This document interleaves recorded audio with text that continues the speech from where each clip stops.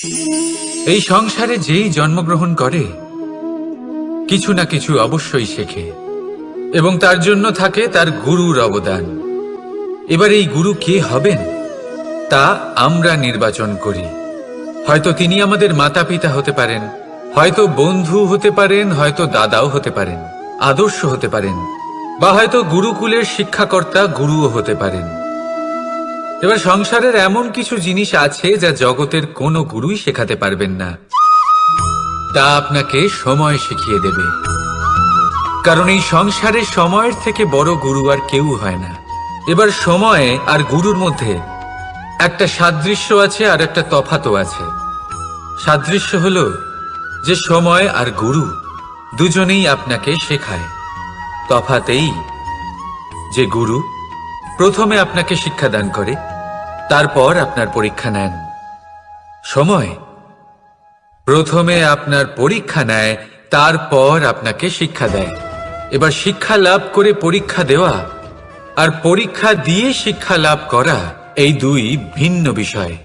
আর সব সময় মনে রাখবেন, এই সময়ের থেকে আপনি যা শিক্ষা লাভ করবেন তা সব সময় যত্ন করে আপনার কাছে রেখে দেবেন।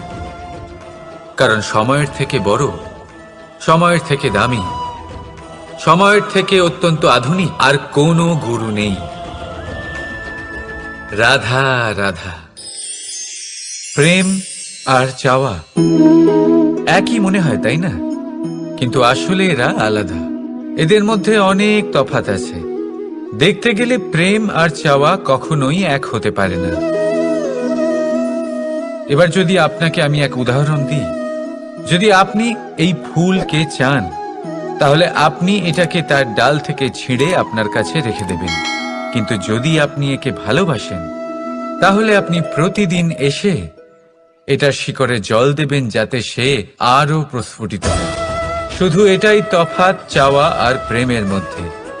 চাওয়া স্বার্থ হয়ে ওঠে, যেখানে প্রেম প্রেম পরমার্থ হয়ে ওঠে। তাই কাউকে না চেয়ে ভালোবাসুন, জীবন ধন্য হয়ে উঠবে। রাধা রাধা। এই বস্ত্র দেখছেন আপনি? এর কারুকার্য, এর রং, এর সৌন্দর্য কতটা মনোরম, কত স্বচ্ছ, কত নিপুণ এই কারুকার্য। এবার এটাকে আমরা একটু ভেতর থেকে দেখি।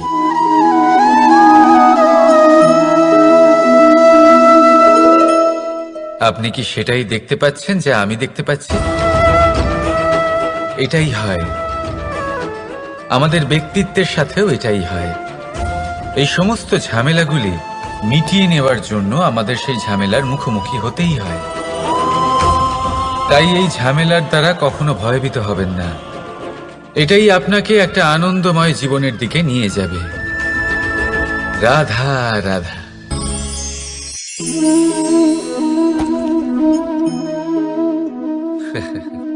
আপনি কি কখনো কোনো গাছের গায়ে পাথর ছুঁড়ে মেরেছেন? আজ না হোক ছোটবেলায় কখনো না কখনো নিশ্চয়ই ছুঁড়েছেন। এখনো বাচ্চারা সেটাই করে থাকে। কিন্তু আপনি কি কখনো ভেবে দেখেছেন যে কেন সেই গাছের ওপরই পাথর ছুঁড়ে মারা হয় যাতে ফল থাকে? কোনো সাধারণ বা ফলবিহীন গাছের ওপর এত পাথর কেন ছোড়া হয় না?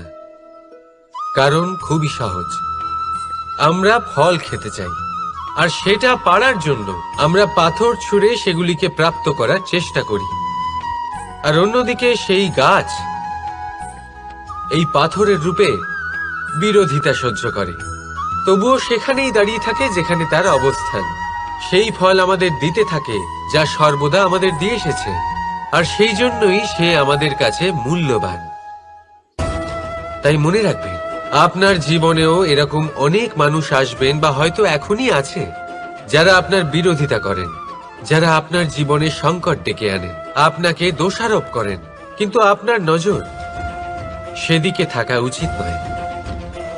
তাই একটা গুরুত্বপূর্ণ সত্য সবসময় মনে রাখবেন, সেই গাছের ওপরেই পাথর এসে পড়ে যে ফল ধারণ করে, যে মূল্যবান হয়। রাধা রাধা। আপনি জীবনে কখনো দেখে থাকবেন অথবা শুনে থাকবেন যে মানুষ যখন দুধ পান করে তার মধ্যে যদি কোনো মাছি এসে পড়ে, সে আর সেটা পান করে না, সেই দুধকে কোথাও ফেলে দেয় সে। কিন্তু ভেবে দেখুন, এখানে পরিস্থিতি একটু আলাদা হলে, দুধের বদলে ঘি থাকলে মানুষ কি করে?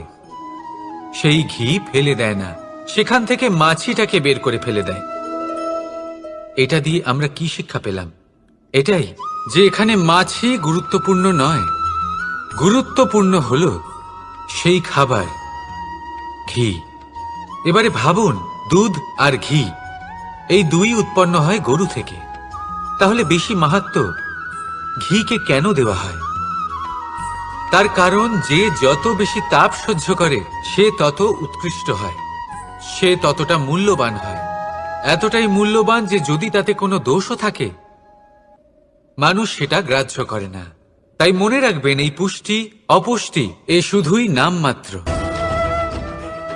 কিন্তু পরিশ্রম করা, সংঘর্ষ করা, তাপ সহ্য করা, এটা মানুষের অনুভূতি। তাই নাম নিয়ে না ভেবে অনুভূতির ওপরে মনোনিবেশ করুন, তাকে গুরুত্ব দিন। আর আসুন আমার সাথে ভালোবেসে বলুন, রাধা রাধা।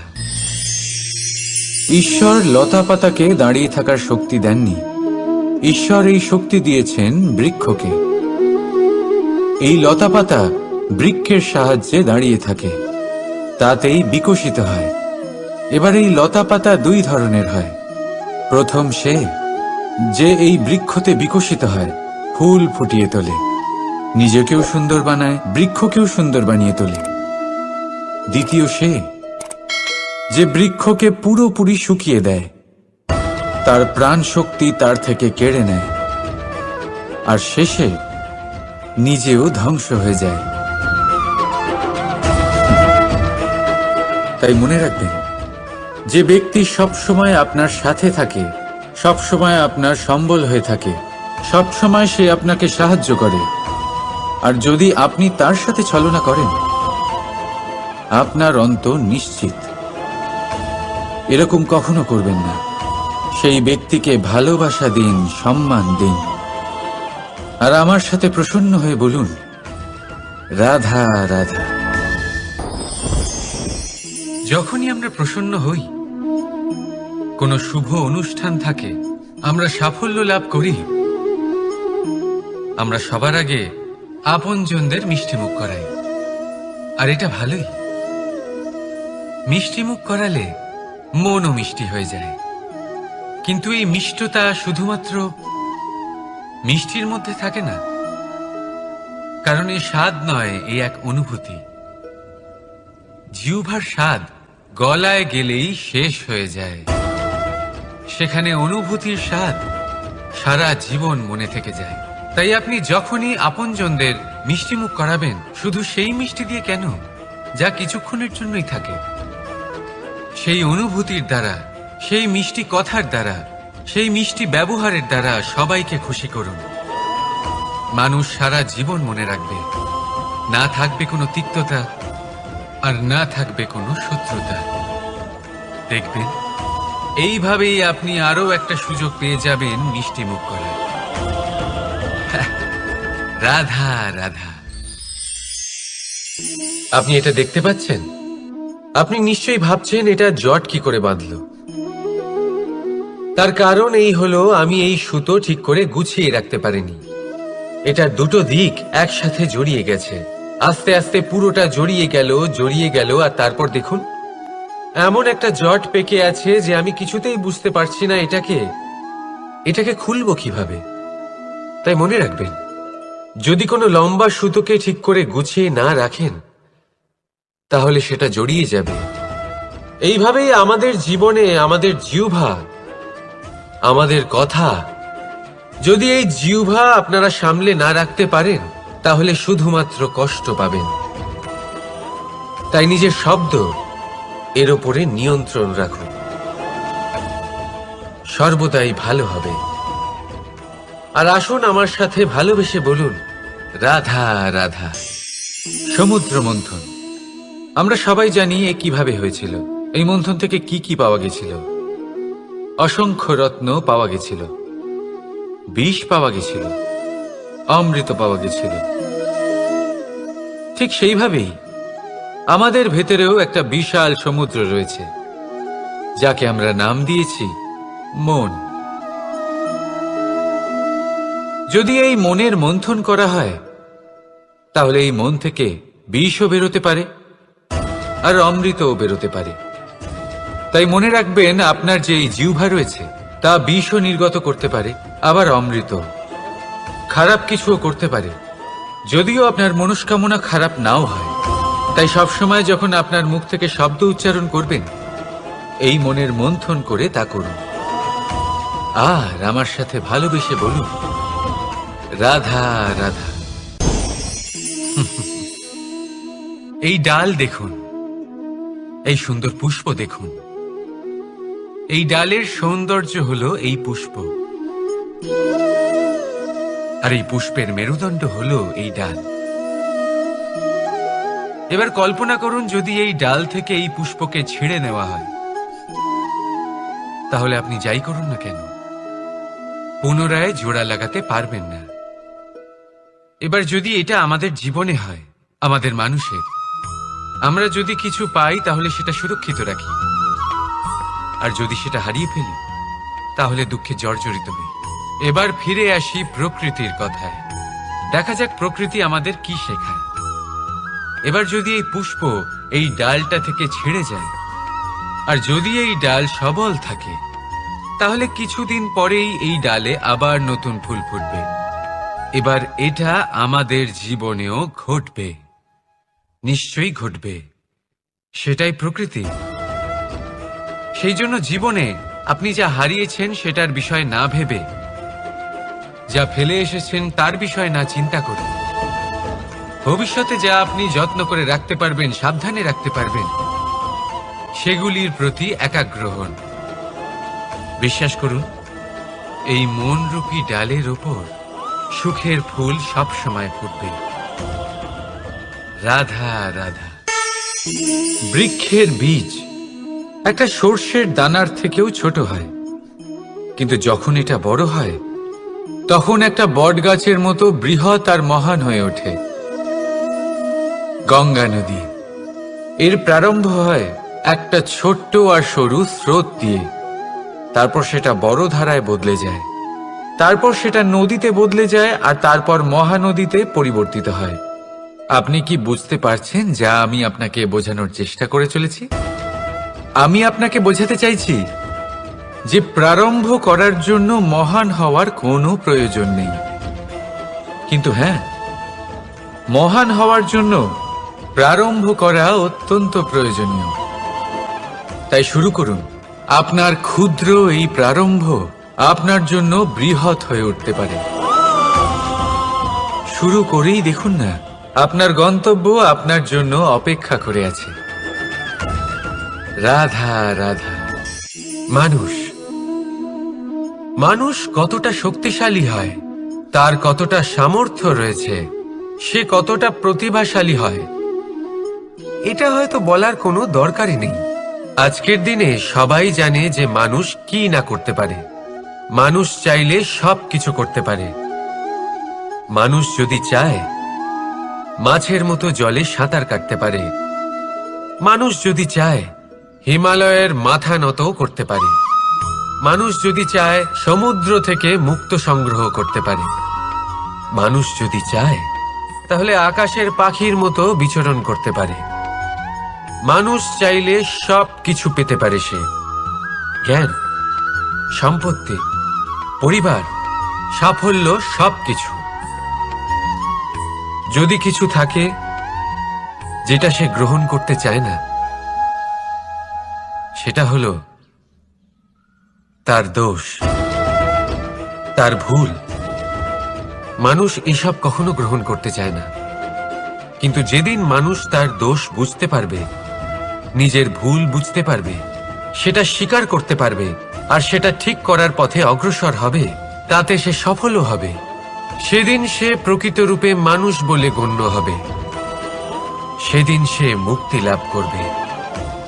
ভুল সবাই করে, দোষ সকলের মধ্যে থাকে, সেটা গ্রহণ করুন, তা সংশোধন করার চেষ্টা করুন। জীবনে এগিয়ে যেতে পারবেন। আর আমার সাথে ভালোবেসে বলুন, রাধা রাধা। ধন আর মানুষের মনের মধ্যে একটা সম্পর্ক রয়েছে। সেই একই সম্পর্ক রয়েছে সুযোগ আর প্রয়াসের মধ্যে। মানুষ বলে, যদি আমি একটু ধন লাভ করি তাহলে আমি কিছু করতে পারি। ধন বলে, যদি তুই কিছু করিস তবে তোর কাছে আমি আসব। মানুষ বলে, আমি কোনো সুযোগ পেলে তবেই তো চেষ্টা করব। আর সুযোগ বলে, তুই প্রয়াস কর তবেই তো আমি দেখা দেব। সবসময় জীবনে সেই কামনা করবেন না যা আপনি অন্য কারোর থেকে বা এই সংসারের থেকে নিয়তির সাহায্যে পেতে পারেন। মনোসংযোগ করুন নিজের কর্মের ওপর। মনোসংযোগ করুন তার ওপর যা আপনার হাতে আছে। অনবরত চেষ্টা করুন, না কোনো আশা করে, না কোনো আকাঙ্ক্ষা নিয়ে। আর তারপর এই জীবনকে দেখুন, সে সফলতা হোক বা সুখ, সে ধন হোক বা হোক সুযোগ, সব নিজে থেকেই আপনার কাছে আসবে। রাধা রাধা। এটা দেখতে পাচ্ছেন? আপনি নিশ্চয়ই জানেন এটা কি। এটা বড়ই বিচিত্র এক বস্তু। এটা হলো কয়লা। আমি একে বিচিত্র এই কারণে বলছি, ভেবে দেখুন, যদি এটা গরম হয় আর আপনি এটাকে ধরে ফেলেন, এটা আপনার হাত পুড়িয়ে ফেলবে। আর যদি এটা ঠান্ডা হয় আর আপনি এটা ধরেন, তাহলে এটা আপনার হাতে কালি লাগিয়ে দেবে। অর্থাৎ যে কোনো পরিস্থিতিতেই, যে কোনো রূপেই থাকুক না কেন, গরম হোক অথবা ঠান্ডা, এটা কোনো না কোনো ভাবে আপনার ক্ষতি অবশ্যই করবে। এরকমই হয় খারাপ মানুষজন, বদসঙ্গ, ঠিক কয়লার মতো। আপনি যদি কিছু নাও করেন, যাই হয়ে যাক, এরা যদি আপনার কাছে থাকে, তাহলে কোনো না কোনো ভাবে জীবনে আপনার কোনো না কোনো ক্ষতি অবশ্যই হবে। তাই নিজের জীবনে সবসময় সঙ্গতের নির্ণয় অত্যন্ত ভেবেচিন্তে করবেন। রাধা রাধা।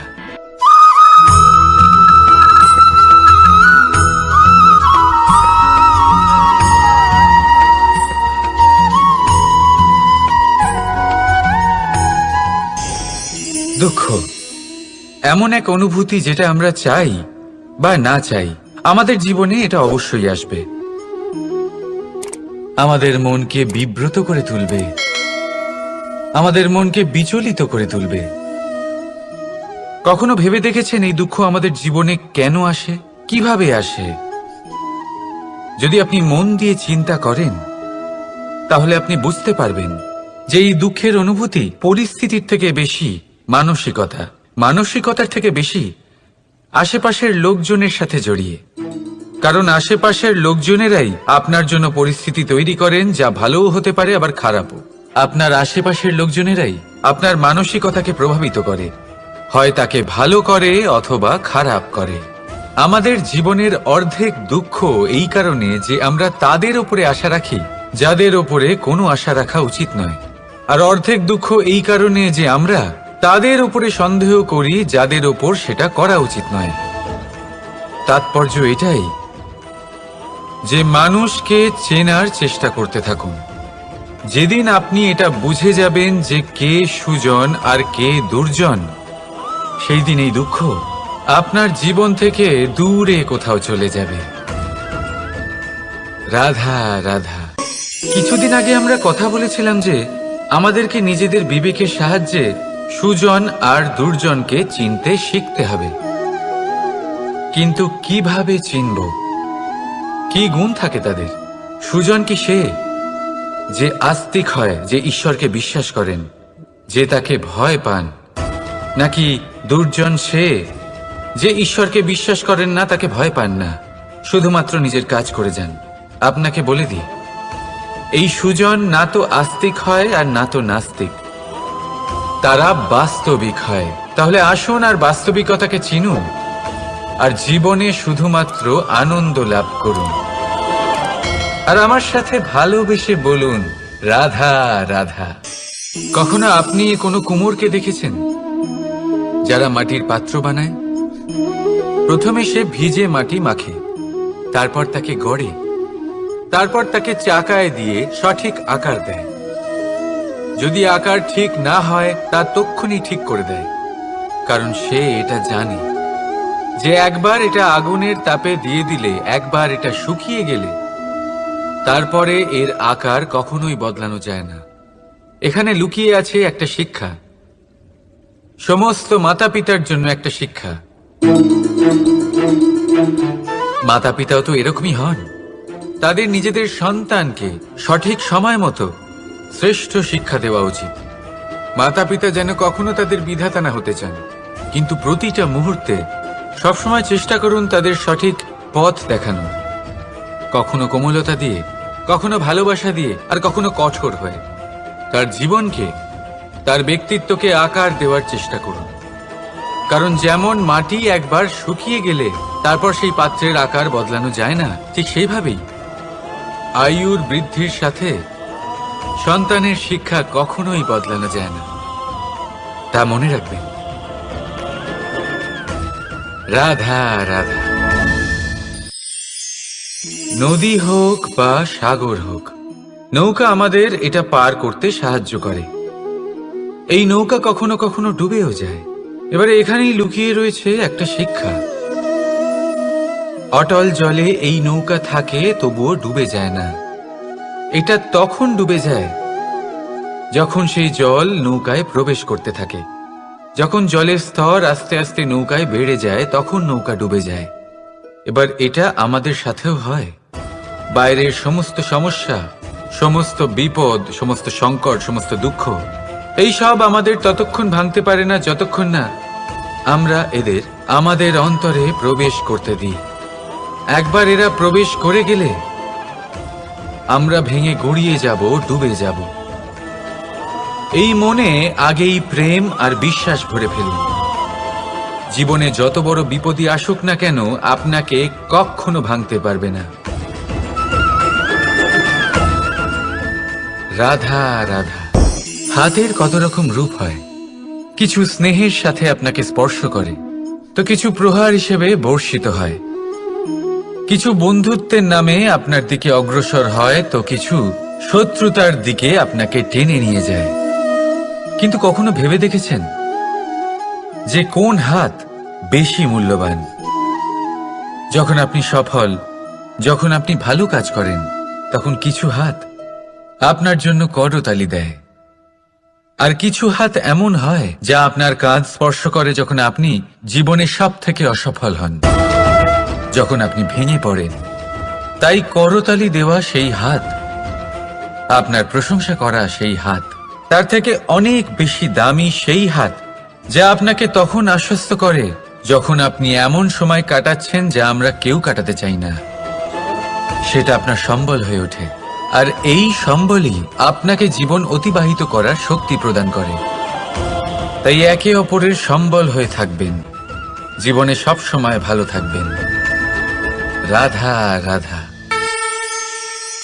মানুষ, প্রত্যেক মানুষ কাউকে ভালোবাসে, কাউকে ঘৃণা করে, কাউকে সম্মান করে, আবার কাউকে তিরস্কারও করে। মানুষ সবকিছু হতে পারে, সুস্থও হতে পারে, রোগীও হতে পারে, ধনীও হতে পারে, নির্ধনও হতে পারে, বন্ধুও হতে পারে, আবার শত্রুও হতে পারে। যদি কিছু না হতে পারে তা হলো অস্পৃশ্য, অচ্ছুত। ভগবানের কাছে সব থেকে বড় পাপ এই যে মানব শরীর, তা ঈশ্বর প্রদত্ত, তা তার মন্দির। প্রত্যেক শরীরে ব্রহ্মদেব বাস করেন। তাই শরীরের অপমান করা, সেটা ছোঁয়া থেকে দূরে থাকা, এটা কখনো করবেন না। এই জীবনে ছুত অছুত কখনো বিচার করবেন না। পরমেশ্বর যা দিয়েছেন তার সম্মান করতে শিখুন। আর আসুন আমার সাথে ভালোবেসে বলুন, রাধা রাধা। উপহার, উপহার কারোর জন্য বস্তু হতে পারে, তো কারোর জন্য অনুভূতি। কিন্তু এই উপহার সকলের ভালো লাগে। এবার যদি জিজ্ঞেস করা হয় যে উপহার কিরকম হওয়া উচিত, তাহলে কেউ বলবে যে উপহার এমন হওয়া উচিত যার সাথে আমরা সোনার উপর তুলনা করতে পারি। কেউ বলবে এমন উপহার হওয়া উচিত যা পেলে কারোর মন খুশি হয়ে ওঠে, সে আনন্দ উপভোগ করে। ব্যক্তি উপহার যা দিচ্ছে তা নির্ভর করছে তার আর্থিক অবস্থার উপরে। কিন্তু উপহার যাই হোক না কেন, তাতে একটা অনুভূতির অভাব কখনোই থাকা উচিত নয়, আর সেই অনুভূতি হল ভালোবাসার অনুভূতি। তাই মনে রাখবেন, ভালোবাসার থেকে বড় উপহার আর কিছুই নেই। আর যদি ভালোবাসার এই উপহার আপনি লাভ করেন, তার থেকে বড় আর কোনো সম্মান নেই। রাধা রাধা। কখনো কোনো বাচ্চাকে দেখেছেন? কত কিছু ঘটতে থাকে তার জীবনে। শৈশব থেকে বেড়ে ওঠা অবধি অসংখ্য অনুভূতি অনুভব করে সে। কখনো পড়ে যায়, কখনো আহত হয়, কখনো জ্ঞান লাভ করে, কখনো কষ্ট সহ্য করে, তো কখনো আনন্দ উপভোগ করে। কিন্তু মনে রাখে সে শুধুমাত্র আনন্দের মুহূর্তগুলি। এবার শুধু একবার আপনার জীবনের প্রারম্ভের দিকে তাকিয়ে দেখুন, আপনার শৈশবে তাকিয়ে দেখুন। আপনি দেখবেন বেশিরভাগ যেসব স্মৃতি আপনার মনে আছে সেগুলি সমস্ত ভালো মুহূর্তের, খারাপ মুহূর্তের নয়। সেই জন্য শৈশব সব থেকে সুখী হয়, এতে নিশ্চিন্ত থাকা যায়। সেই জন্য আজ আপনি যতই বড় হয়ে উঠুন না কেন, খারাপ স্মৃতি, খারাপ ঘটনা সব ভুলে যাওয়ার চেষ্টা করুন। একবার খারাপ ঘটনা ভুলে যাওয়ার অনুভূতি আপনার হয়ে গেলে তখন মনে রাখবেন, যতই কঠিন পরিস্থিতির মুখোমুখি আপনাকে হতে হোক, তার মোকাবিলা করতে আপনি সক্ষম। রাধা রাধা।